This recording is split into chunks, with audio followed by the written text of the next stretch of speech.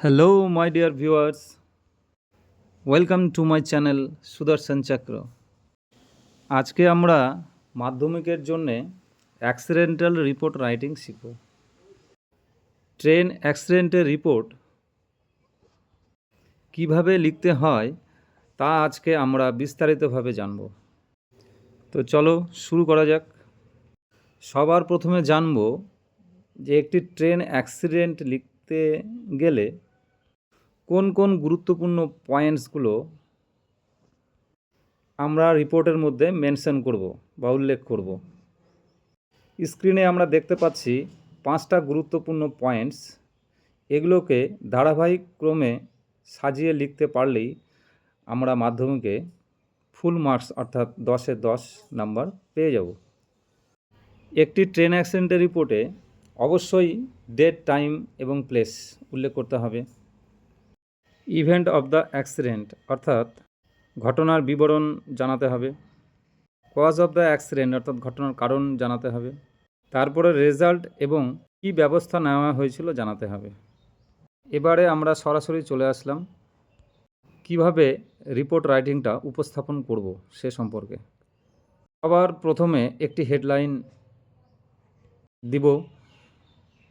এখানে একটি common headline দেওয়া আছে, তোমরা চাইলে অন্য ধরনের হেডলাইনও দিতে পারবে। এটি একটি কাল্পনিক রিপোর্ট রাইটিং আমি তৈরি করেছি তোমাদের জন্যে। পয়েন্টের মধ্যে জায়গার নাম উল্লেখ করাই থাকবে, তোমরা সেখান থেকে বড় জায়গাটার নাম শুরুতে লিখবে এবং তারপরে তারিখটা দিয়ে দেবে। আমরা রিপোর্টটিকে কয়েকটি পার্টে ভাগ করে নিয়েছি, সমস্তটাই একের পর এক দেখতেও বুঝতে পারবে। সবথেকে গুরুত্বপূর্ণ বিষয়, সবার প্রথমে আমরা পয়েন্টসের কোন কোন বিষয়গুলোকে আলোচনা করব। ভালো করে দেখো। সবার প্রথমে উল্লেখ করতে হবে কতজন মারা গিয়েছে এবং কতজন আহত হয়েছে সে সম্পর্কে।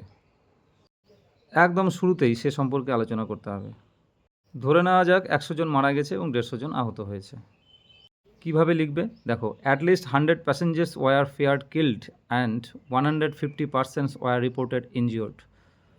এটা লেখার পরে হোয়েন দিয়ে তোমরা লিখবে অ্যাকচুয়ালি ঘটনাটা কি ঘটেছিল, কোন ট্রেন কার সাথে ধাক্কা লেগেছিল, অথবা ট্রেনটি ডিরেলড হয়েছিল কি না, সেটা পয়েন্টসে উল্লেখ করাই থাকবে। জাস্ট তোমরা পয়েন্টস থেকে ইভেন্টটা তুলে দেবে হোয়েন লেখার পরে। তারপরে নেয়ার দিয়ে জায়গার নাম, সময় এবং তারিখটা দিয়ে দেবে। এইভাবে প্রথম বাক্যটা শেষ হবে। রিপোর্টটি পাস্ট টেন্সের ভিত্তিতে লিখতে হবে এবং কিছু কিছু বাক্য প্যাসিভেও থাকবে, সেটা লক্ষ্য করবে অবশ্যই। এটা লেখা শেষ হয়ে গেলেই অ্যাক্সিডেন্টের কারণটা কি পয়েন্টস থেকে তুলে এখানে লিখবে। দেখো, পয়েন্টে যদি অ্যাক্সিডেন্টের কারণ উল্লেখ করা না থাকে তাহলে যে বাক্যটা লিখবে সেটা এখানে দেওয়া আছে ব্র্যাকেটের মধ্যে।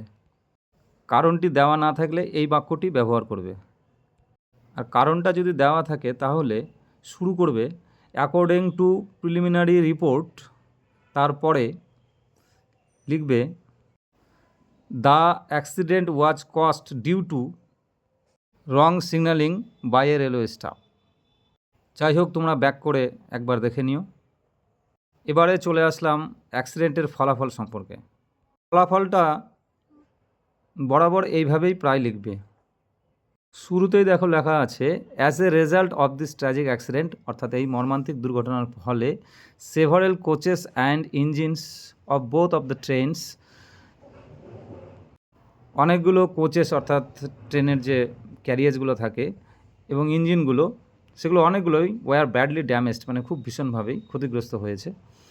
Many including women and children, মহিলা এবং শিশু সমেত অনেকেই ডাইড অন দ্য স্পট, ঘটনাস্থলেই মারা গিয়েছিল।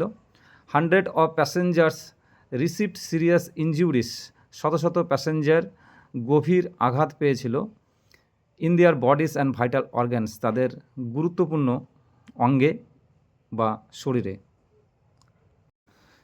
রেজাল্টের মধ্যে পয়েন্টসে দেখবে আরও কিছু যদি বিবরণ থাকে তাহলে সেগুলো পাস্ট টেন্সের উপরে বাক্য গঠন করে এই জায়গাতে লিখবে। এটা সেকেন্ড স্টেপ। এবারে আমরা লাস্ট স্টেপে এলাম। এখানে আমাদেরকে লিখতে হবে মেজার টেকেন, অর্থাৎ কোনো একটা ট্রেন দুর্ঘটনা ঘটেছে, তার জন্যে কি কি ব্যবস্থা গ্রহণ করা হয়েছে। সবার প্রথমে স্থানীয় জনগণ কী ব্যবস্থা নিয়েছে, তারপরে পুলিশ প্রশাসন কী ব্যবস্থা নিয়েছে, তারপর রেলওয়ে মিনিস্টার কী কী অনুদান দিয়েছে, এগুলি সম্পর্কে আমাদেরকে লিখতে হবে। দেখো, ইমিডিয়েটলি আফটার দ্য অ্যাক্সিডেন্ট, মানে দুর্ঘটনার সঙ্গে সঙ্গেই কিছুক্ষণ পরেই local people rush to the spot, স্থানীয় জনগণ সেই ঘটনাস্থলে ছুটে যায় অ্যান্ড স্টার্টেড রেস্কিউ অপারেশন, এবং তারা উদ্ধার কার্য শুরু করে দেয়। আপন বিং ইনফর্মড, খবর পাওয়ার পরে the CM of the state with senior officials, রাজ্যের মুখ্যমন্ত্রী এবং উচ্চপদস্থ আধিকারিক এয়ার ডেস্ট অন দ্য স্পট, তারা ঘটনাস্থলে পৌঁছে যায় বিমানে চেপে, তড়িঘড়ি করে বিমানে চেপে ঘটনাস্থলে পৌঁছে যায়। কেন না, to speed up the rescue work, উদ্ধার কার্যটাকে ত্বরান্বিত করার জন্যে, খুব তাড়াতাড়ি বা শীঘ্র করার জন্যে। Letter army and disaster rescue force, পরবর্তীকালে আর্মি এবং ডিসাস্টার রেস্কিউ ফোর্স এদেরকে ওয়ার ডিপ্লয়েড, এখানে ওয়ার স্পেলিংটা ভুল হয়েছে, WERE হবে। ওয়ার ডিপ্লয়েড মানে নিয়োজিত করা হয়েছিল বা নিয়োগ করা হয়েছিল।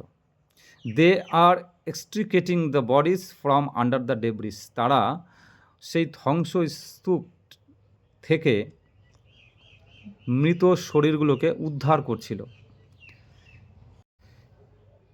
এই বাক্যটার পরে তোমরা আরেকটি বাক্য সংযোজন করে নিতে পারো, the death toll is expected to rise, এই কথাটাই তোমরা লিখতে পারো, অর্থাৎ মৃতের সংখ্যা আরও বাড়তে পারে, কারণ উদ্ধার কার্য এখনও চলছে, তাই মৃতের সংখ্যাটা আরও বাড়তে পারে, এই কথাটা লিখতে পারো। The death toll is expected to rise, এই সেন্টেন্সটা ব্যবহার করতে পারো। এবারে কম্পেনসেশন সম্পর্কে। The railway minister expressed grief, স্পেলিংটা ওখানে ভুল হয়েছে, GRIEF, গ্রিফ মানে দুঃখ। The railway minister expressed grief over the accident, দুর্ঘটনার জন্য গভীর শোক প্রকাশ করে। And announced an ex gratia payment, একটা অনুদানের টাকা তিনি ঘোষণা করেন। কত টাকা? ₹2 lakh to the next of kin to those killed, যারা মারা গিয়েছে তাদের আত্মীয়কে 2 লাখ টাকা করে, এবং যারা আহত হয়েছে তাদেরকে 1 লাখ টাকা করে অনুদান দেওয়া হয়েছিল। এই অংশটুকু ছুটে গেছে, আমি টেক্সটটা অ্যাড করে দিচ্ছি। তো যাই হোক, এই শেষের প্যারাটা অবশ্যই আলাদাভাবে লিখবে, আলাদা প্যারাতে লিখবে। 3টা আলাদা আলাদা প্যারা করতে পারো।